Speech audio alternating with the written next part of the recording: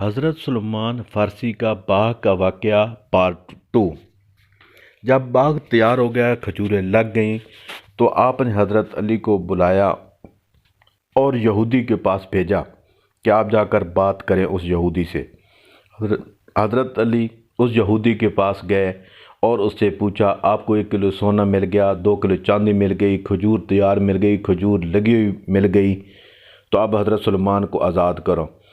اس یہودی نے کہا کہ نہیں، آپ مجھے اپنے نبی سے ملوائیں، کیونکہ میں نے یہ پڑھا ہے کہ جو ناممکن ہوتا ہے وہ نبی کرتا ہے اور کوئی نہیں کر سکتا۔ وہ یہودی آپ صلی اللہ علیہ وسلم کے پاس آیا اور سلیمان کو بھی واپس کیا اور کلمہ بھی پڑھا، اور اس طرح حضرت سلیمان جو ہے خوشی خوشی واپس آ گئے۔ تو اس یہودی نے کلمہ پڑھا، خوشی خوشی آ گئے اور کھجور کا باغ بھی آپ کو دے دیا اور 2 کلو چاندی بھی دے دی، سب کچھ واپس کر دیا، اور اس نے کہا کہ اے آقا، مجھے کچھ بھی نہیں چاہیے، مجھے صرف آپ چاہیے۔ تو یہ تھا حضرت سلیمان فارسی کے باغ کے بارے میں کچھ معلومات کہ حضرت سلیمان فارسی کا باغ کس طرح لگا، اس یہودی سے آپ کس طرح جو ہے وہ آپ نے جان چھڑائی، اور پھر وہ یہودی کس طرح اس نے ایمان آپ صلی اللہ علیہ وسلم پر لایا۔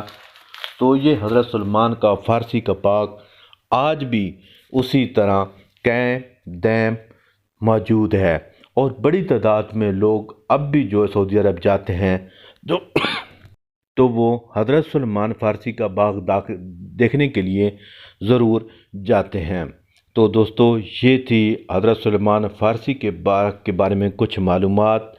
یہ دوسری ویڈیو تھی۔ اگر ویڈیو اچھی لگے تو میرے چینل کو ضرور سبسکرائب، لائک اور شیئر کر دیں۔ ویڈیو بنانے کا مقصد، ہر ویڈیو میں نے کوشش کی ہے کہ کچھ ویڈیو کے ساتھ سیر کے ساتھ کچھ معلومات بھی ویڈیو میں موجود ہو، تاکہ میرے تمام دوست ویڈیو کے ساتھ ساتھ اس واقعے سے یا اس سیر سے کچھ سبق بھی سیکھ سکے۔